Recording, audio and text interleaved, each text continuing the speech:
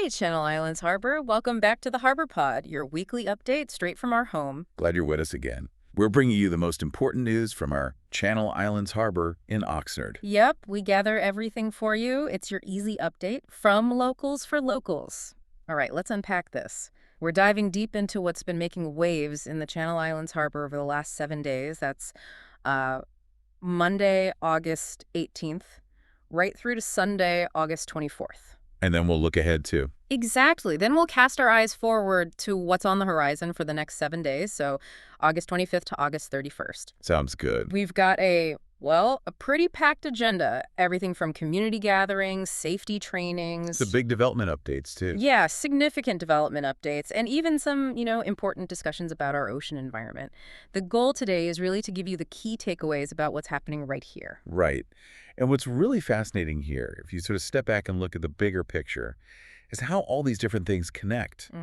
A small meeting here, a development decision there, even a state policy discussion. They all weave together. They really do. It paints a picture of the harbor's character, its future. It's a living system, socially and naturally. Understanding these links, well, that's how you stay really informed. Couldn't agree more. It's about seeing that whole picture. So let's start by looking back at the recent tide. What happened this past week? It was definitely busy, lots of community connection, learning, some fun, too. Oh, indeed. The past week really showed the pulse of our local groups. Lots of activity, highlighting diverse interests, and strong community bonds here. Okay, let's start with the Channel Islands Yacht Club. For their members, last week was packed. They kicked things off with a finance committee meeting on Monday, August 18th, keeping the ship running smoothly, so to speak. Always important. Then midweek, they did something fun, a breakfast for dinner event. That was alongside their regular Wednesday night dinner on the 20th. Mixing it up a bit. Yeah. And Thursday, August 21st, brought a lively trivia night. Sounds like a full social week. It really does. And what's interesting is how clubs like CIYC keep finding ways to engage members, right? Yeah. They blend the traditional stuff with newer things like skills seminars. Like the one they had Saturday. Exactly. It shows they're committed to keeping that boating culture vibrant and, well, relevant. And yeah, speaking of skills, the learning didn't stop. There was a free Marine VH FDSC radio seminar on Saturday, August 23rd. So important for safety out there. Absolutely crucial. For anyone listening who maybe isn't familiar, can you quickly touch on why that DSC part is such a big deal? Oh, great question. It's critical. Digital selective calling, DSC. It's not just a small upgrade. It's a huge leap. Okay. Basically, you push one button, and it instantly sends a distress signal with your exact GPS location. Right, to the Coast Guard. To the Coast Guard, yeah. And any other boats nearby that have DSC radios. It's automatic, precise, much faster response than just a voice call where someone has to hear you and figure out where you are. Wow, okay. That really improves response times. Dramatically. It's fundamental for safety now, confidence on the water. Definitely good to know. And for folks looking for something more casual, CIYC had that covered too on the weekend. Sunday the 24th, they had a summer carnival dinghy party and an outdoor event. Looked like fun. Plus, their regular Sundays in the CIYC bar. Always something happening there.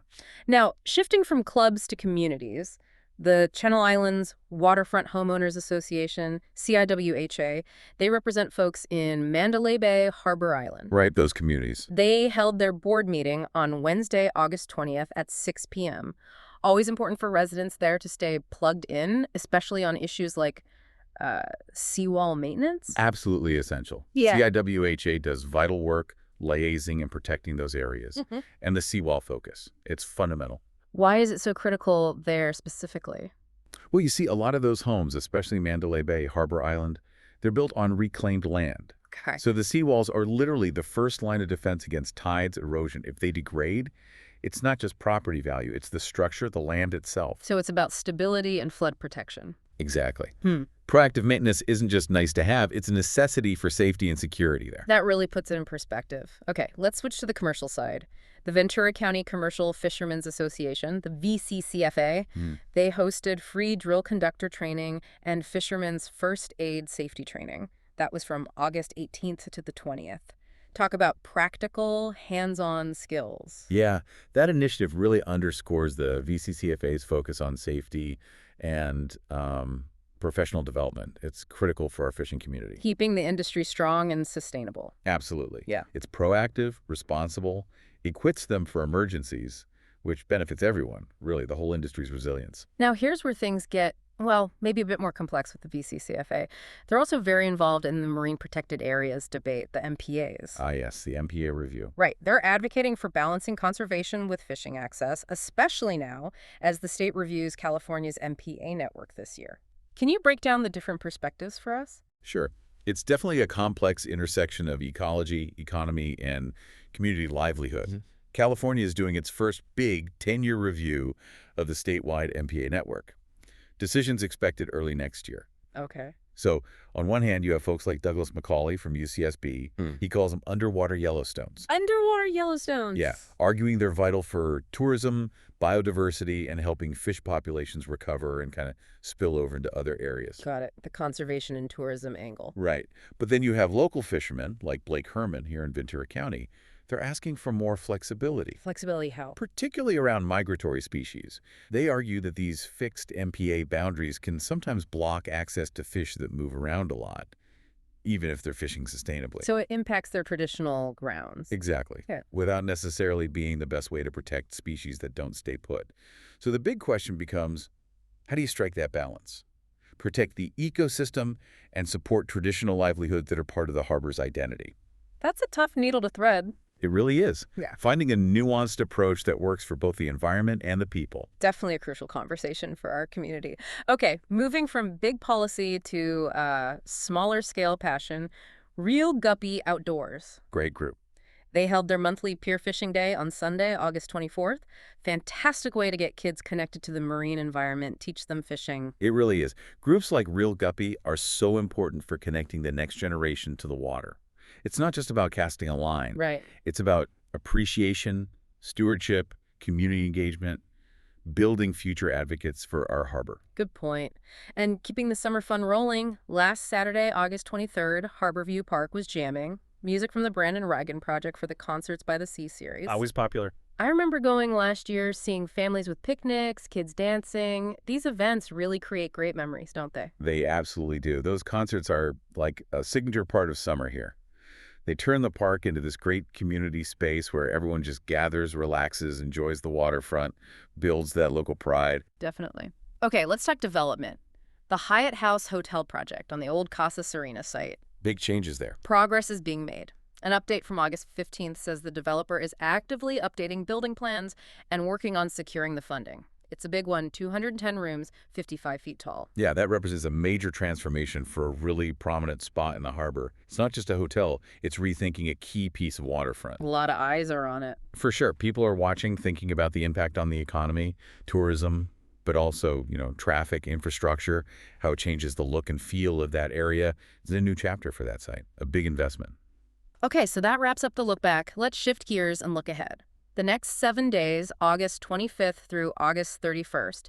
Still plenty happening as August winds down. That's right. The week ahead keeps showing that mix of fun, community stuff, and important infrastructure work that keeps the harbor evolving. And hey, if you missed the last Concerts by the Sea, you've got one more chance. This Saturday, August 30th, is the grand finale. The last one of the summer.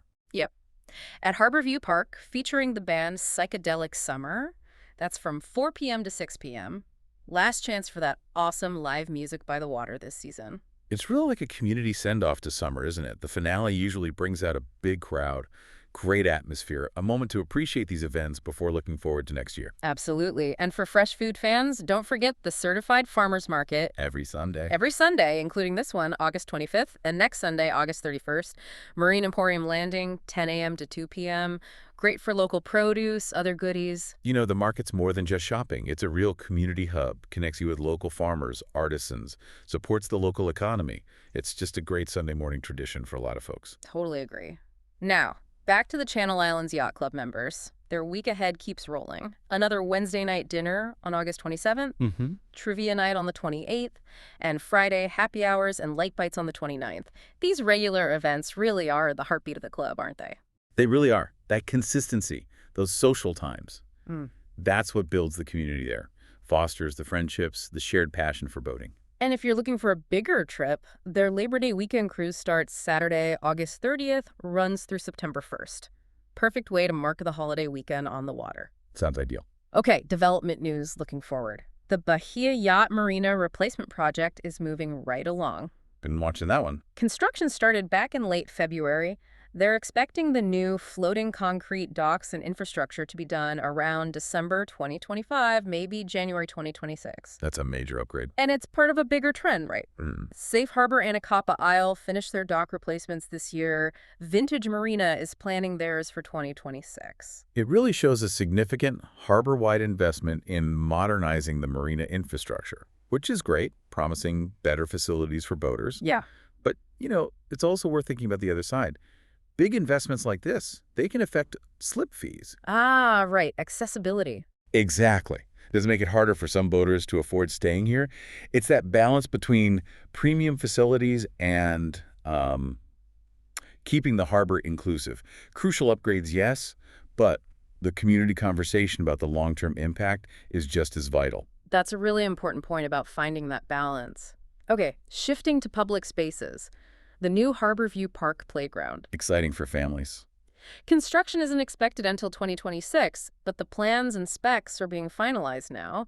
It's going to have a maritime theme. Fitting. With inclusive and sensory play elements. I'm picturing little captains on play ships. What kind of innovative features are they thinking about to make it really special for our arbor? Well, it definitely shows a commitment to families and enhancing public spaces. The focus on inclusive and sensory elements is really interesting. How so? It goes beyond just swings and slides. We might see things like tactile surfaces, maybe sound elements that mimic harbor noises, accessible structures so kids of all abilities can play together. That sounds great. And the maritime theme could mean play structures like ships, lighthouses, maybe even sea creatures. It fosters physical activity and that imaginative connection to our unique environment. Really enriching for the kids. Sounds like it'll be a fantastic addition. Okay, one last piece looking ahead. The VCCFA, the Fishermen's Association again. What are they up to? They're actively working on creating a local, open-air fishermen's market right here in the harbor. Oh, wow. Exploring ways for commercial fishermen to sell their catch directly to us, the public, which could mean even fresher seafood. Now, that could be transformative. Imagine getting seafood straight off the boat. It strengthens that connection between the fishing community and residents immensely. Definitely. Think about the food experiences, meeting the fishermen, appreciating where our food comes from.